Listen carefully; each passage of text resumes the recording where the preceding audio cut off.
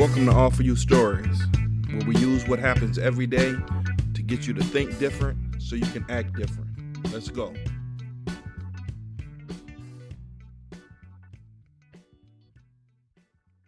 Episode 1, Easy Way Back.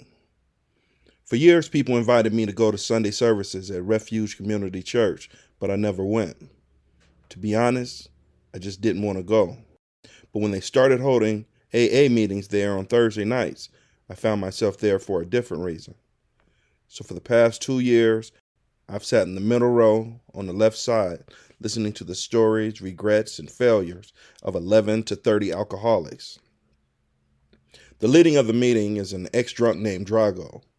He got his name because he's 6'4" with a square-shaped head like the Russian boxer in Rocky IV. If I told you some of the stuff that happened in his life, you probably wouldn't believe me. He has lost more than you would think a person could lose, and has been as low as you think a person could go. I believe that's what makes him such a great leader. If a person like him can overcome all the stuff he has, you would be crazy not to listen to him. You can't really separate Drago the alcoholic from Drago the deacon. While he practices all the tenets of Alcoholics Anonymous, such as surrender, integrity, humility, he also relates everything to his growth with God. He even begins each meeting by saying, "Welcome to Refuge, a place where drunks can meet God to change their life." The AA meetings have basically stayed the same since the first day I came. The names may change, but the stories are the same. When it comes down to it, we're all just people who deal with various traumas differently. It just so happens that our way is drinking. We use alcohol to disguise and avoid different parts of our lives we don't want to deal with.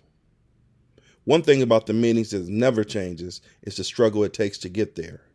Logistically, it's no problem. Refuge is located about 12 blocks away from where I live, and to get there, all you got to do is go straight down 35th. But going down 35th also means going back through my past and reliving parts of my life I wish I could forget. I cannot travel 1 block on my way to Refuge without being met by the hateful eyes of Mr. Lee. His name is probably not Mr. Lee, but since he's Asian, everyone calls him that. He owns a market on the first corner I pass to get to Refuge. Several years ago, a friend and I pulled a caper where I faked a heart attack so my friend could steal some food. It turned into a big fiasco where the police came and Mr. Lee got arrested. He almost got deported, and since then, he has nothing but hatred for me. I would have thought he would have forgotten it by now, but by the way he stops everything he's doing and glares at me whenever I pass, he hasn't forgotten, and he's certainly not forgiven. As I continue my walk, I hear my name called multiple times. I've asked him to call me by my birth name, Kenyatta, but no one will. No matter how many times I ask, they insist on calling me by my street name, Hennessy, Henny for short. "Henny, where you at? Henny, you up? Henny, I got you."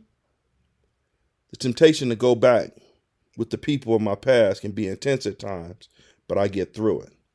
There have been times I've come close, but I haven't slipped in over 2 years. My worst temptation does not happen until I get halfway there and pass Jezebel's, the neighborhood bar where I spent most of my drunk days. The owner is a woman who must be at least 50 years old, although she don't look a day over 25. She has a voluptuous body and eyes that can make you do just about anything she wants. Over the years, we've had a love-hate relationship where sometimes she wanted me there to spend my money, but other times she wanted me and my destructive ways far away from there. For the past 2 years, I've stayed away, but that does not stop her from calling. Whenever I pass, Jezebel calls and reminds me of how I used to be. She pleads with me to return to my old ways. Sometimes it's hard to resist, especially when I have a week like this one.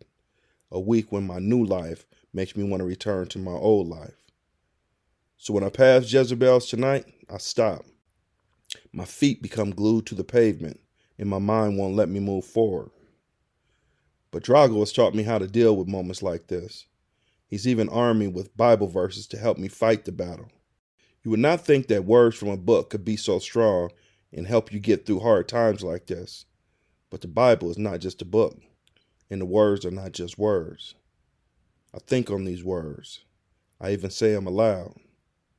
Then I feel my feet unlock and I walk towards where I need to go and not where I used to be. The walk back is not bad at all. I hear the same voices, get the same stares, and have the same temptations, but I don't let myself listen to them. Instead, I only let myself think about what I heard at the meeting. Tonight, the focus was that we are not what others say about us. We are what God says about us. That means I am loved, I am strong, I am forgiven, and I am His. These words make the walk back home an easy one.